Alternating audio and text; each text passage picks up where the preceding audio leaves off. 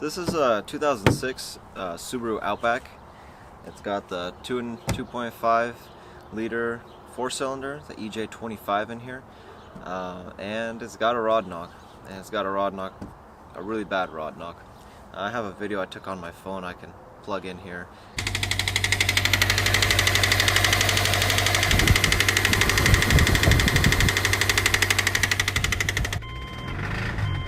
I don't want to run it too much anymore. I want to see if I can fix it. This is going to be my project for the summer. I'm taking school in the summer, but this is going to be a good way to kind of distract myself and have a side project, or maybe get myself a new car. The body is in pretty good condition, so I think it's worth fixing. I have a new engine I just purchased. I'm just waiting for it to come in. It's a little bit newer though. The engine I got is a 2009. It's this EJ25, but I think it's gonna work, and it's from an automatic transmission. This is from a manual.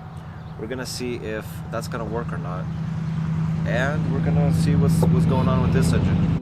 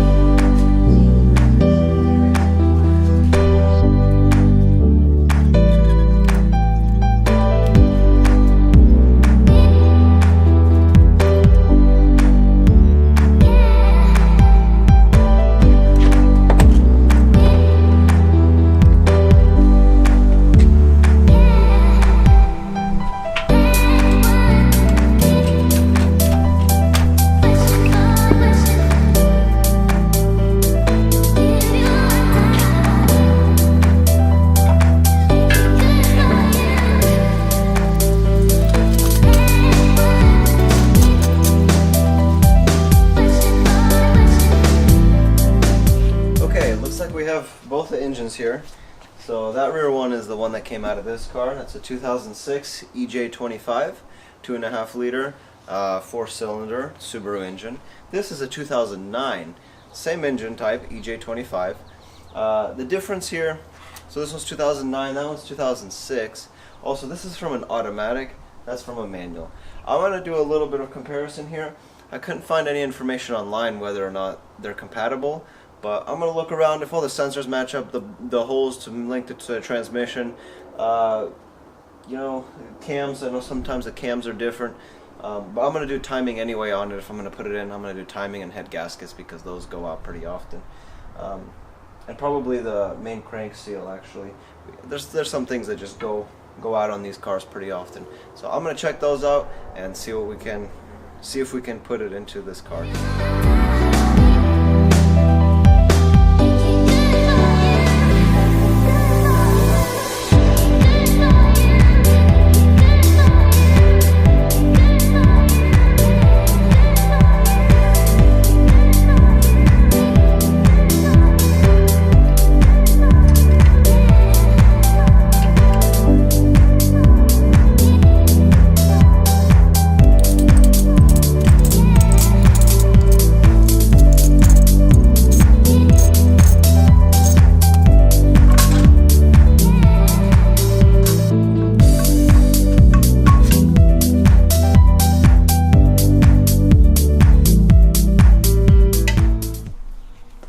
So far, things look pretty similar.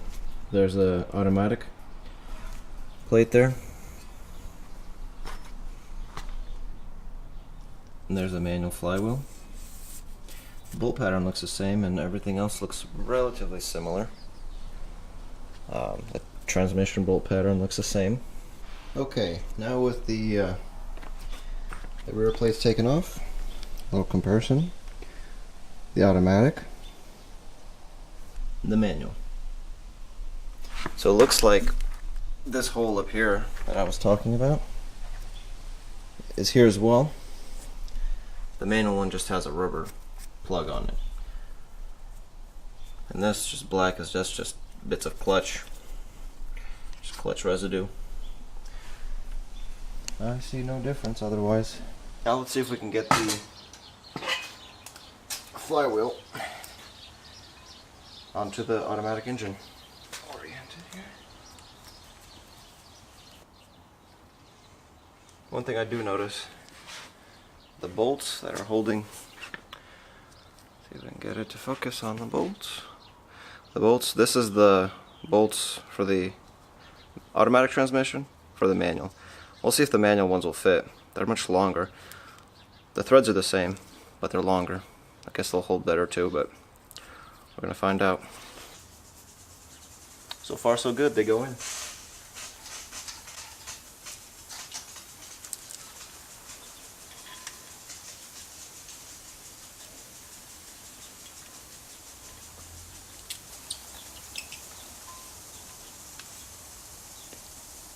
So far so good.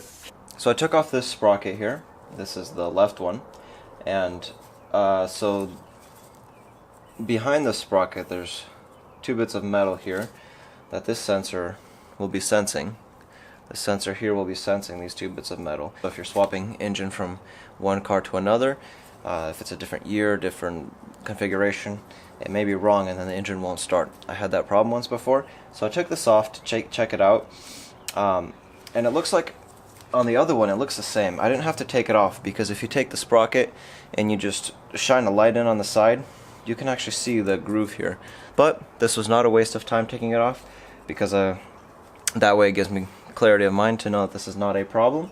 Also, I want to replace the timing belt anyway because it looks relatively worn. It looks like it has quite a few miles on it.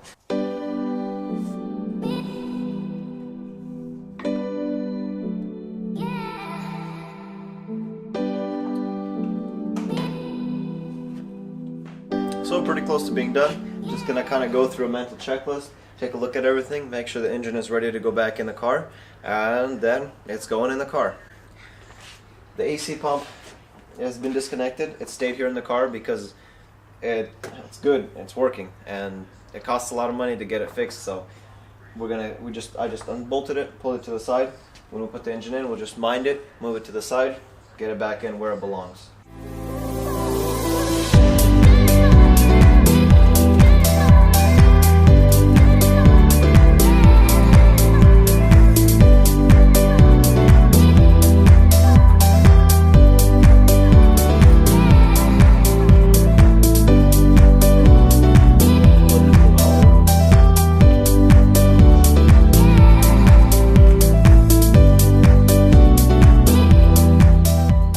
Today's one of the last days I have to work on this engine.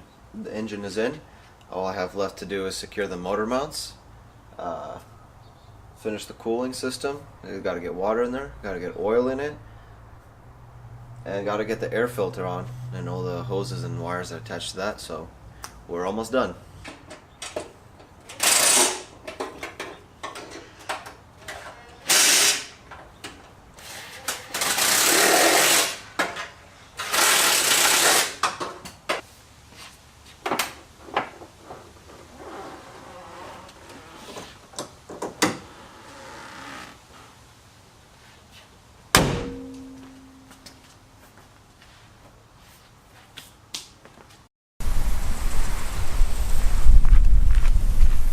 Okay, it's like 96 degrees outside. It's pretty windy.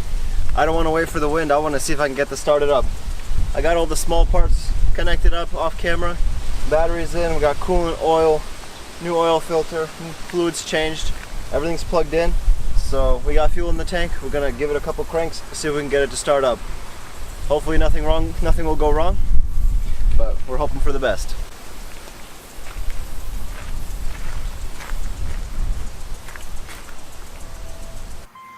Okay, parking brake is on, clutch. Started first crank. Out of gear. That's amazing. Started first crank. That's amazing. Something's rattling though, maybe just the oil needs to get in, I'm not sure yet. What's rattling, but I think it might just be the water that's spilt on the belt. Or maybe the exhaust leak of some sort. So in conclusion, yes, you can take a different year Subaru EJ25 from a manual transmission and an automatic transmission, mate them together, put them in the engine, and it will work.